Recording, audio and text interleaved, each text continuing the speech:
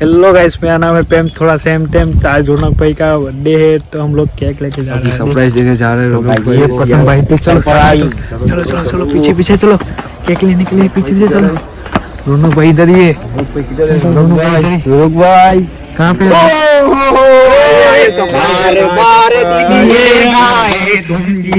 हजारों साल के दिन हो 50,000। Happy birthday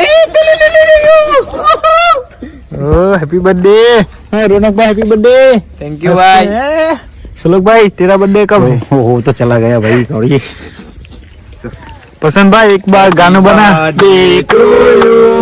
happy birthday to you, happy birthday dear Raunak, happy birthday to you.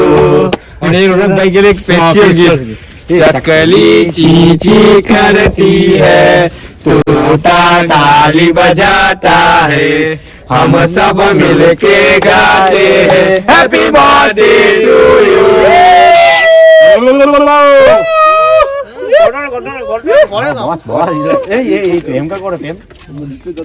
रौनक भाई ना हैप्पी बर्थडे। रौनक भाई, रौनक भाई को यहाँ पे बर्थडे सेलिब्रेट हो रहा है हमारा यहाँ पे। रौनक भाई हैप्पी बर्थडे दादी। यार मैं बात कर रहा हूँ बिस्किट। हैप्पी बर्थडे रौनक भाई। सुबह